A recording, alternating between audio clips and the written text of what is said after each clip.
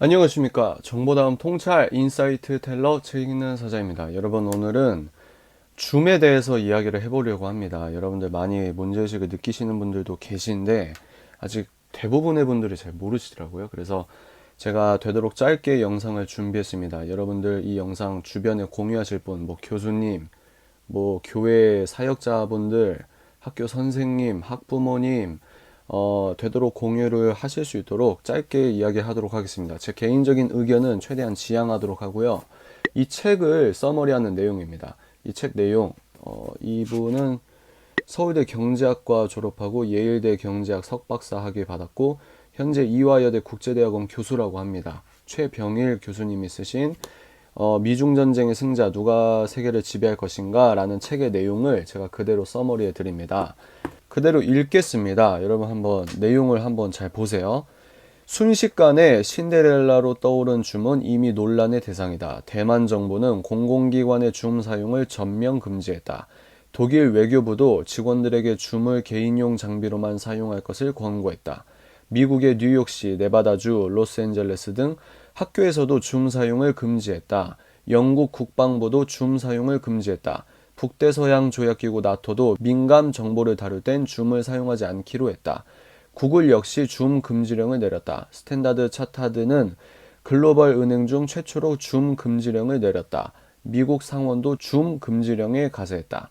줌 금지령에 참가한 기관이 갈수록 증가하고 있다. 무엇이 문제인가?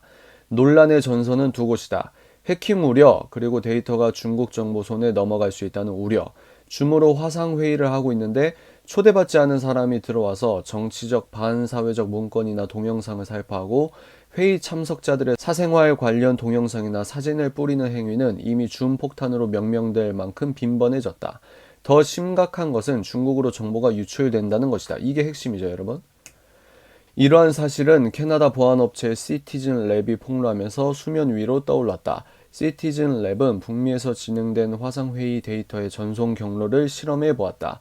그 결과 회의에 참석한 사람 중에서 중국에 있는 사람이 없는데도 데이터가 중국에 있는 서버로 전송됐다는 것을 그들은 발견했다. 데이터와 함께 이를 해독하는 암호키까지 중국 베이징에 있는 한 서버로 전송된 정황이 포착됐다고 한다. 실로 충격적인 상황이 아닐 수 없다. 중국 당국이 외국에서 벌어지는 화상회의의 자료를 자기 집 안방 들여다보듯이 한다는 것은 보안이 뻥 뚫려 있다는 것을 의미한다. 정부, 군, 기업이 하나의 유기체처럼 연결된 차이나 모델의 속성상 기업의 영업 정보가 경쟁 상대인 중국 기업에게 유출되는 것은 누워서 떡 먹기만큼 쉽다. 여기에서 이제 줌이 아니 줌 미국 회사 아니야? 나스닥에 상장돼 있는데 이렇게 생각하시는 분이 있거든요. 이 화면 보시죠. 줌의 창업자 에릭 위안은 중국 산둥성 출신이다. 화상회의 기업 웹엑스에서 개발자로 일하다 줌을 창업했다. 줌의 본사는 미국에 있고 주식은 미국 나스닥에 상장되어 있다. 그러나 핵심 기술진과 서버는 중국에 있다. 미국 증권거래위원회에 제출된 공개 자료에 따르면 중국 내 자회사가 3개, 중국 내 개발자가 700여 명인 것으로 줌은 밝히고 있다. 중요합니다. 중국에서 운영되는 모든 IT 기업은 데이터를 중국 내에 보관하고 중국 정부가 요청하면 언제든지 정보 공개를 해야 한다는 중국의 사이버 보안법 때문이다. 그러니까 이 사이버 보안법이 문제가 되는 거예요. 보세요. 마지막입니다. 줌은 간판만 실리콘밸리일 뿐 서버 개발자가 모두 중국에 있는 사실상 중국 기업이라는 것이 업계의 판단이다. 그 때문에 아무리 해킹을 방지할 수 있는 보안 시스템을 갖췄다 해도 중국 정보가 정보 공개를 요구할 경우 줌이 이를 거부할 수 없다는 것이 문제의 핵심이다 라고 말을 하고 있습니다. 저 개인적으로는 이 책을 읽고 매우 찝찝하더라고요. 줌 사용하는 게.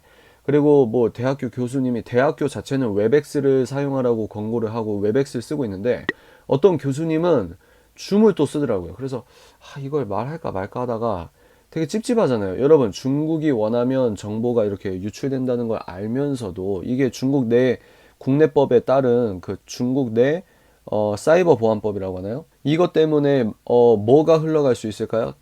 우리가 말하는 말 내용 녹음이 그대로 갈 수 있고 화면이 갈 수 있고, 화면이 갈 수 있다는 건 뭐냐면 우리들의 생체 정보입니다.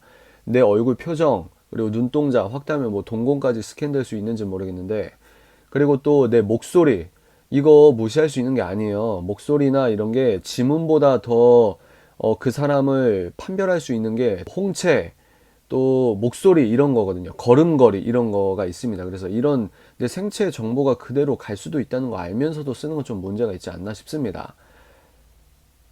그래요. 그래서 그러면 어떤 걸 써야 되느냐? 이제 웹엑스가 있는데 웹엑스는 이제 50분까지는 무료인데 유료로 이렇게 해야 되는 부분도 있고. 근데 이제 그 단체가 만약에 줌을 쓸까 웹엑스를 쓸까 그 단체를 기관을 맡고 있는 그 리더의 그 세계관에 따라서 그리고 리더의 마음에 따라서 결정되는 부분이 있을 테지만 여러분들이 이런 심각한 문제를 다른 나라는 이미 이렇게 심각한 문제이기 때문에 최소한 공적인 부분 학교 뭐 구글 자체는 줌을 금지한다고 하니까 여러분들 이걸 좀 심각하게 받아들이시고 주변에 널리 알려주실 수 있는 부분이 있으면 널리 공유해 주시기 바랍니다.